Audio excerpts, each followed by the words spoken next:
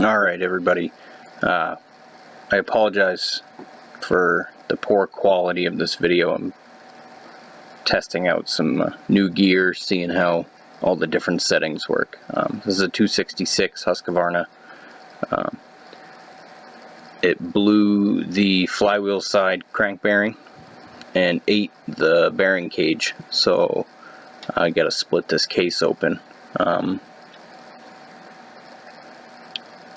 First thing you want to do, get the saw all torn down to this point. You got to take the bumper spikes off like I'm doing right here. Pulling the screws out, keep them safe in your cover. Sometimes there's bolts on different models right behind that bumper spike. On this one there's not.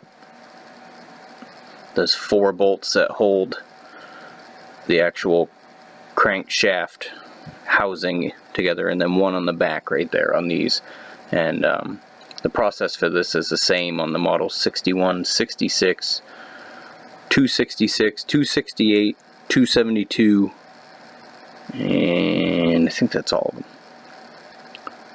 them. All those saws are basically the same. There is some differences between them. 5 bolts in total. Some of the differences are, like the 268 and the 272, the idle adjustment is actually on the carb itself. On these, it's on the crankcase. Just prying out the E-clips that, or the circlips that hold in the piston and wrist pin. I like to use my thumb as leverage on those. Just makes it a little easier to pull out. A new piston will come with new clips. If you buy an aftermarket piston, which there's a pile of those available for these, you're going to want to reuse your OEM circlips. The one that comes with any of the aftermarket pistons are garbage. Right here I'm using a 1/4 inch adapter to tap out the wrist pin. It's perfect size to slide through the hole. That's only on these and some bigger models.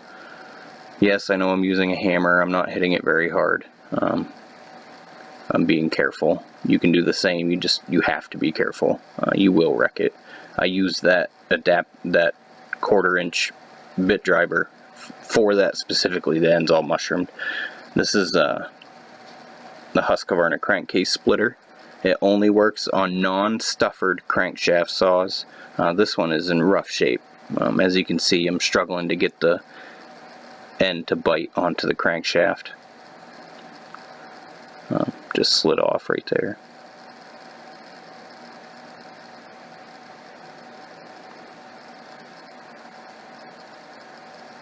See, it's sliding off here. I was getting worried that I was gonna start screwing up the threads on the end of the crank. If you do that and you're not able to chase those threads out, you will ruin the crankshaft and need a new one.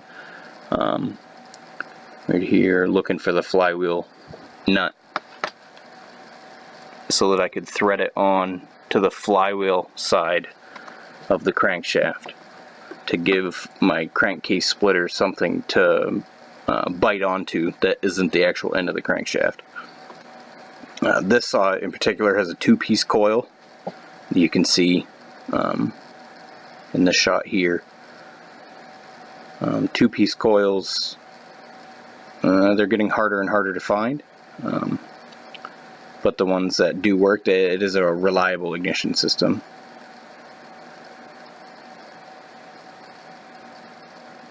See, I just threaded that nut on there just to protect the threads.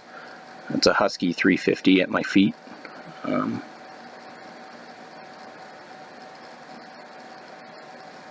Right here, it felt really tight, which is normal. It will happen. Sometimes they slide right apart. I'm more worried when they slide right apart than I am when they're really tight. But right here you can see I'm just lightly tapping. Tap around, tap on the crankshaft just a wee bit. Yeah, I gave it a little bit more force there, trying to break the crankshaft out of the bearing races. Tap along the seam. Chainsaw crankcases are made out of magnesium, which is similar to aluminum. That's a ferrous metal. If you hit that too hard, you will put that hammer right through the front of the saw or wherever you're hitting it, so you got to be careful. Double checking to make sure that I didn't have any bolts left behind, because it is very tough, this saw in particular. See, sometimes they can be hidden behind chain bumpers. It's not. Just double checking.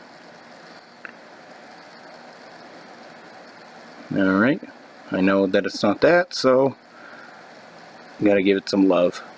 And right here you see I'm giving it a little bit more love on the crankshaft. If you don't hit it square, you will have a problem, and you will muff up those first couple rows of threads, and it can be a pain.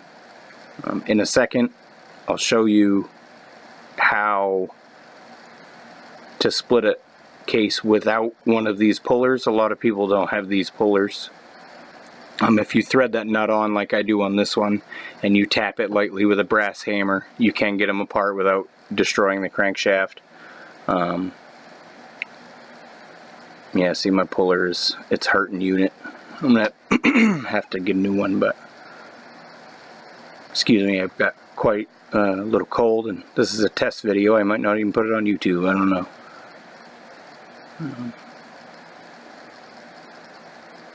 These are camera glasses I'm wearing to make this video, so there we go.